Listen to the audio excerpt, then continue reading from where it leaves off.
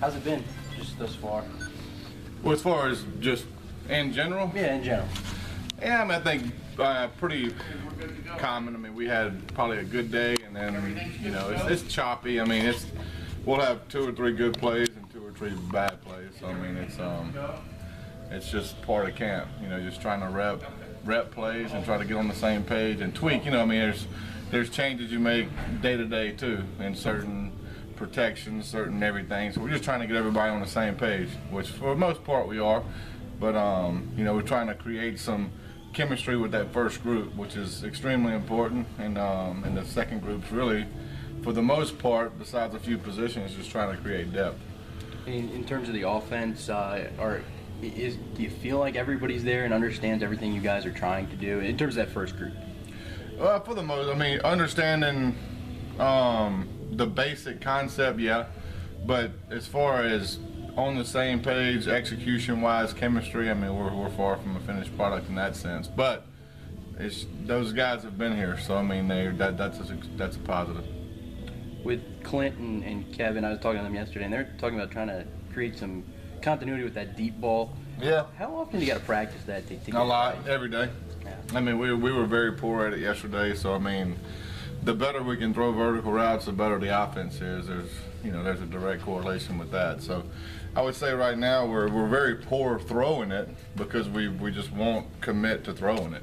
And so we just have to commit ourselves to, you know, the only way you get better at it is to throw it. So we're not there yet by any stretch in that and throwing vertical routes. Coaches, you know, usually this time of year the defense is a little bit ahead of the offense, obviously. We just put the pads on this week. But do we have any battles going on among the 1s, 2s, and 3s to kind of move up? I mean, is there a big competition going on right now in the offense? You talking about within the offense or against defense? Within the offense, Coach. Yeah, I mean, I think, you know, if you look at our offense as far as 11 starters go, you know, they're probably more that have just got to work on getting better. There are certain positions that, you know, that are competing. I think you always leave the door open for those backups to compete and beat them, you know. I mean, you got to show us something. I mean, and the same thing I tell the quarterback room, I mean, the only thing coaches can give you is an opportunity. That's it.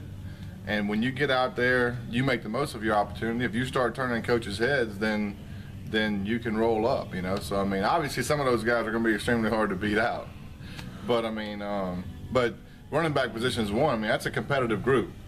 I mean, there's 5 capable bodies there. So, I mean, when you get opportunities and, you know, and reps are spread thin throughout that group. So when you get opportunities, you got to take advantage of it. But we're talking in this offense, really, we do a lot of rotations. We have a lot of guys going in and out. Well, you'd like to. Sometimes you can't.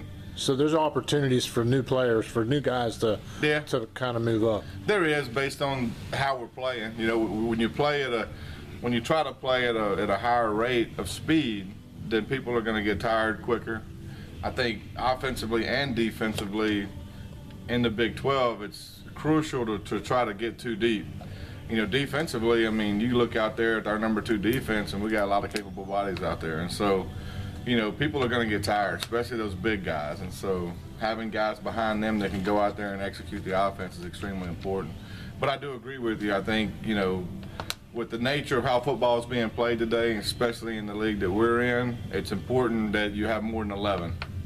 Is this the deepest the offensive line has been since you've been here? Probably. I mean, just thinking about, I mean, it's hard to sit here and go year to year. You know, I still don't think we're as deep up front as we need to be. But, I mean, I think we're, you know, we're deep enough. Probably as deep as we've been. How many do you think you'd want to see in a rotation up front? You need to see 7 or 8. You know, I mean, I've never had where I had 10. But typically you have starting 5 and at least 2 guys that can bump. You know, your next tackle needs to be probably both, or your next guy on the left side needs to be played guard and tackle, or your next guy on the right side needs to play guard and tackle. And so there has to be a combination of about 7 or 8 guys within that are moving parts that can fit those deals, whether it be a guard moving out to tackle or just a tackle that can play both sides. And that always changes year to year depending on who your personnel is. Do you have a competition right now going on for that 3rd tackle, I guess? Yeah, I mean, that's a great example of what my man over here was talking about. I mean, because there's, just say, we might have 5 tackles taking reps, but those 3 that aren't starting need to be trying to compete for that number third tackle spot. Yeah, we talked to Mark interviewed Marquis Lucas yesterday, and he was about, of all the guys I've interviewed so far this season, he was about the most serious that I've seen about, improving on the offensive line and feeling like, it's a serious time and they were all coming together. Do you think that's across the board this year? Or? I do. I mean, there's a different air to our team. There's no doubt about it. I mean, I think over the off season we grew as a team, grew together.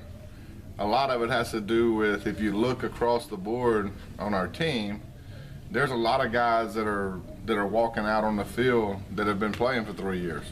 I mean, obviously those guys 2 or 3 years ago as true freshmen, weren't as good as they're going to be this year. And so I think just having them here for 2 or 3 years, bonding as a team is big. But I will say that I think this year's off season was a little bit different than most, especially down there in the weight room. The way our strength coaches went about their business and the way the kids bought in. It don't matter what you do as coaches. The biggest deal, depending on whether you win or lose, is whether the kids buy in.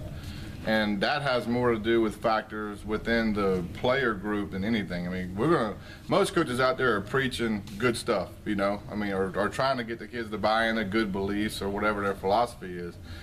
You got to have a core group of leaders that get those, the 10%, 80%, 10% deal. You got to have a group of leaders at that 10% that move people up closer to them than move down to the other 10%. And so I feel like we have that right now. I do. What's the plan at running back in terms of how you guys are splitting up reps early on in camp?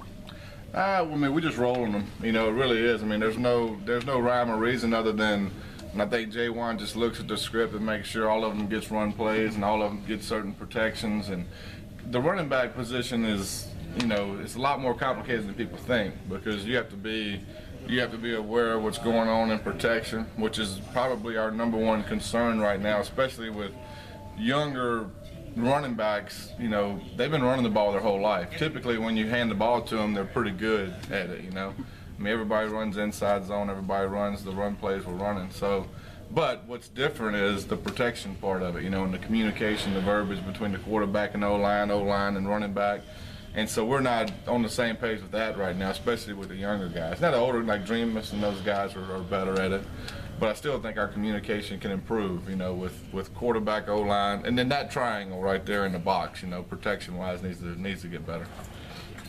So that I better understand. I think I understand where you're coming from. I think that, are you saying that the guys that get it all, the guys that can protect and run, are going to be the guys that are going to get the most time? That's a better way to put it. I mean, you got to, just because you have the ability to hand it and run the best, I mean, if you can't understand protections, then you're not going to play.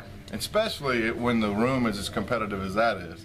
Right. It makes you look around and focus on learning a little harder. Because if you don't, then you're going to find yourself sitting over there with us, Right. Competition, I mean, that's there's no single factor better than that in making a kid learn. In terms of Dreamus, Rochelle, I mean, is the blocking going to separate those guys from the rest of the pack, or? Yeah, I mean, I do think so. I mean, I think the willingness to block, is probably one that separates running backs in general, especially when their overall talent level is pretty even, because all of them are talented kids. I mean, that whole room's talented. And so, like a kid like Bowie, for instance. Now, Bowie will block.